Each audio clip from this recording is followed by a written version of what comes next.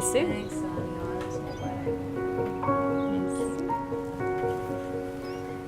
That's the only word I can say is overwhelmed. Yeah. When my cousin sees this, he's going to be overwhelmed as well. Yeah.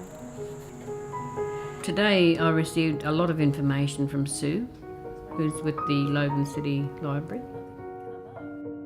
We've been searching for some record of him for some time now and finally got some.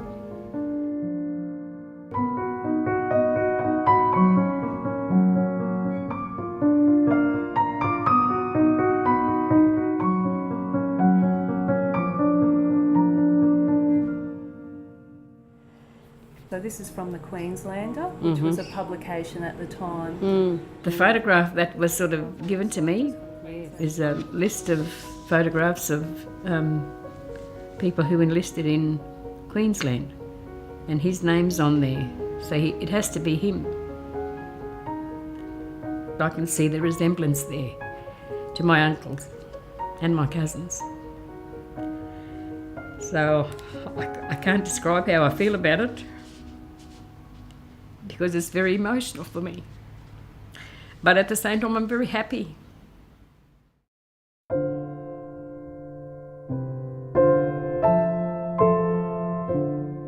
My mum was taken from North Queensland with half of her family down to Cherbourg.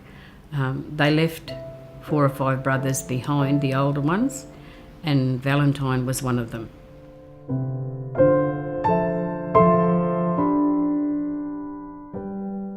The family said that he wasn't old enough to enlist, and he put his age up because he just wanted to do something and get out of there. Maybe this was his way of doing something for country and then getting back together with the rest of the family, which was taken away down south, and which he did, but also to sort of be recognised, I suppose, for being a part of Australia.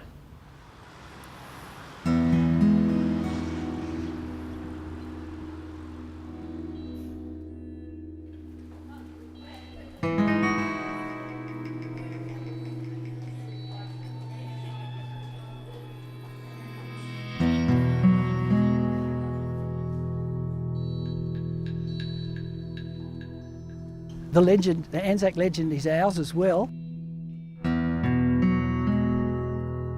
At the outbreak of the First World War, lots of Indigenous Australians, I know of at least over 1,000 who served, and they flocked to the colours, and they served in Gallipoli, from every campaign from Gallipoli all the way through France and Belgium and Palestine.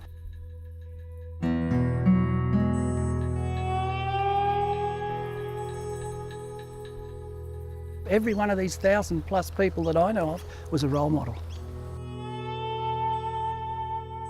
Valentine Hare, he was born in Queensland, and like a lot of Indigenous servicemen in the First World War, the only thing you know about him is in their service record.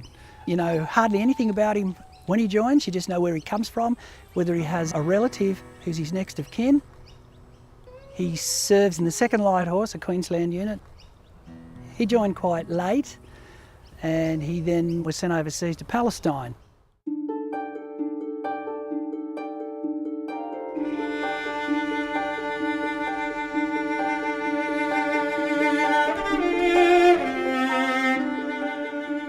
The unfortunate thing about him was just before the Battle of Es Salt in Palestine, he has a gunshot wound to the left thigh.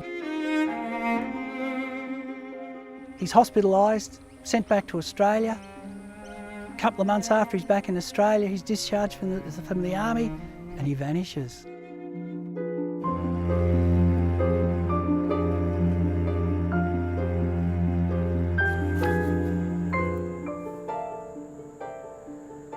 My mum told us when we were younger, growing up in Cherbourg, that her brother came to visit when he came back from over there, and he was in his full uniform with the feather in the hat and all that.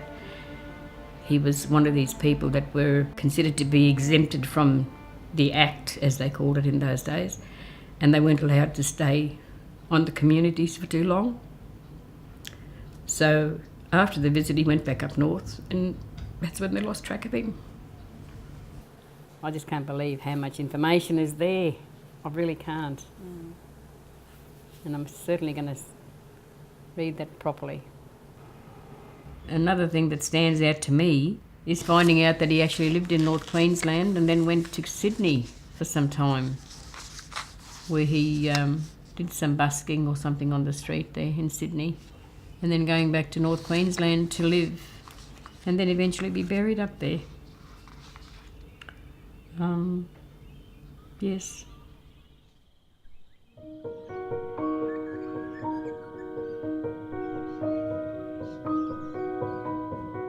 A shadow that we knew about was there, but a shadow that we had nothing on paper to say that he even existed. Not even a grave. But now we've found it, so yeah, take it from here.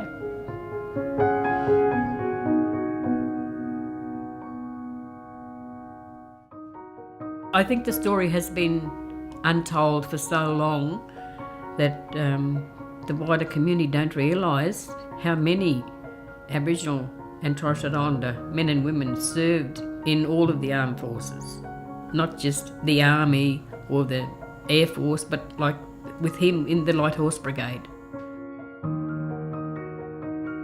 I never thought we'd get recognition for our enlisted servicemen and women, because I know that when some of them came back, they weren't entitled to a lot of things. And unfortunately we lost track with him. It seems like he didn't have a family, so yeah, I'm a bit sad about that. There's a lot for me to go through. But it's wonderful that I've got something to actually look at now. And it's just a wonderful thing to be able to do. To find out what happened to him. On my mum's behalf anyway.